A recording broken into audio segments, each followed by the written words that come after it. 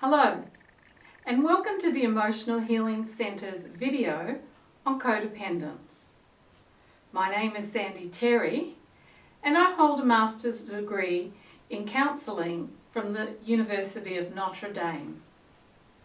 I also work in the fields of psychotherapy, inner child work, parts work, and many others, which I'll list at the end of this video. But today, as mentioned, I'm going to be speaking to you about codependence. It's a word that's been bandied around for decades, but a lot of people still don't know exactly what it means and why you might be in a codependent relationship.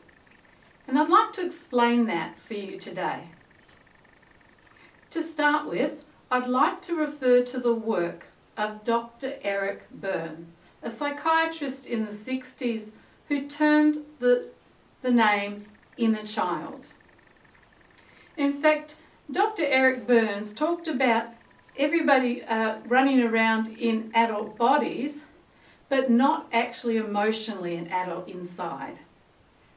And he talked about 3 different ego states that we could be acting out in the world at any time. I'd like to refer to them here on the chart. The first ego state is the parent ego state. And of course that's acting like a parent and looking after other people. There are, though, 2 different types of parents. One is the nurturing parent. So it's a kind, giving personality type. The other is the exact opposite, and it's the critical parent. And that's the one who is always criticizing you, putting you down. The second ego state we can be in is the adult ego state, and this is the preferred ego state. The adult is somebody who's logical, they're non-emotional, they can make decisions based on facts and not be overly emotional. And that's really where we all aim to be, the majority of the time in our lives. But we still do need the other ego states as well. And finally, the third ego state is the child ego state. Now, this can either be the emotional, needy child, or it can be the free, happy child, and we need that as well in our lives.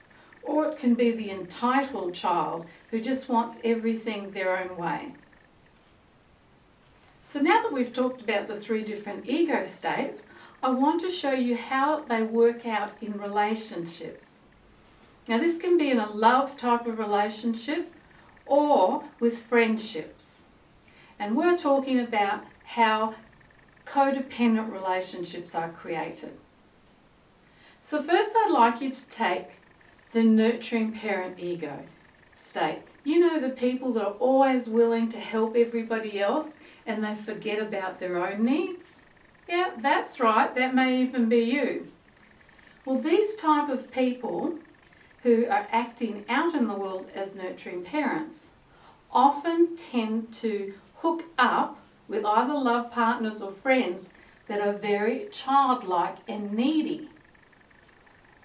So in that case, you think of it as opposites attract. And in fact, we're going to look at that, but we're also going to look at the fact that like attracts like as well. You know, the birds of a feather flock together. Now, it seems an anomaly that we can have opposites attract and like attracts like, and I'll be explaining that throughout this video. But for the first part, let's look at the nurturing parent. What does a parent need in life to feel fulfilled? Well, it needs a child to look after. And what does the child normally need to function well in the world?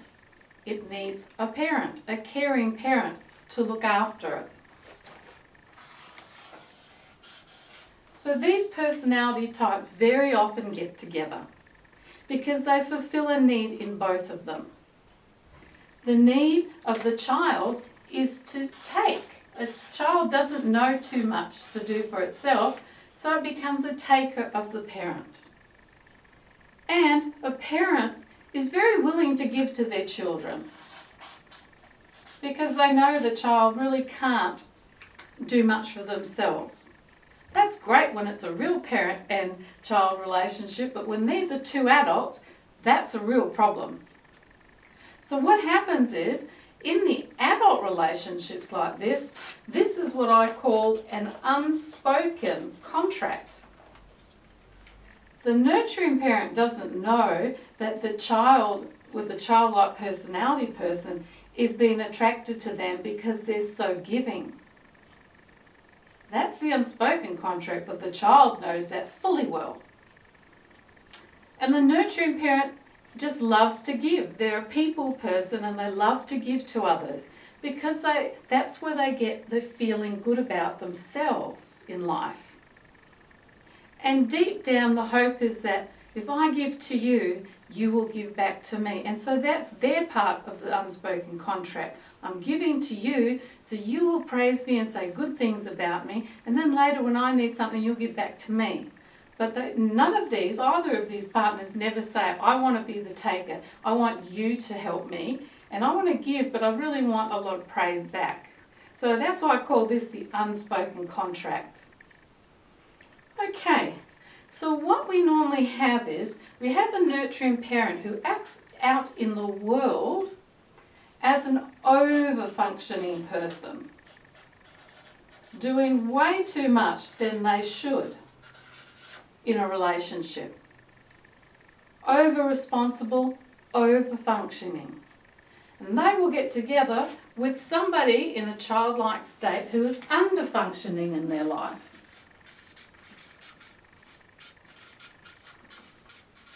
Or being under-responsible. So the child, if it's a female in a love relationship, maybe says, I don't want to work. You do all the work. I'll just stay home and look after the kids, or I'll just stay home. And the over-functioning, yeah, sure, I'll do that for you. Or if it's a male child, is I don't want to do, all the household chores. And the nurturing parent, if it's female, says, yeah, sure, I'll do them for you. Doesn't matter, And so they're over-functioning, which means really after a period of time, there's only one result that can possibly happen for this person, and these are where they come to me in my clinic all the time, and that is burnout. These people, they keep giving, will always end up feeling burnt out. And they don't know why, but people have used them. Not only have their partners used them, so have their friends, because they're very giving people. And it ends up being like this. Imagine two glasses. One is full of water, the other is not. This is the nurturing parent, this is the child. So the child says, I need some water, I need some water. And so, maybe I need something from you in life. And so the nurturing parent type of person, the people pleaser, gives some of their water. But it's never enough for the under-functioning child. I need some more water. And so the nurturing parent personality type gives some more. And that may be in the form of services or doing things for the other person. Until finally, this nurturing parent is out of water, and water represents your energy. And so finally they turn to the other person who's in the child state, like the under-functioning person, says, I need your help. Can you give me some water? In other words, can you give me some help in life? And they go, no, sorry, I need all that water for myself. And they leave this nurturing parent high and dry. Whose fault is it really? Well, actually, it's both. The nurturing parent trained the child very early on in the relationship. It's okay. I'll do stuff for you. Walk all over me. I don't need anything in return. Until they burn out. And the child, of course, is under-functioning and should be stepping up to the plate and doing more for themselves.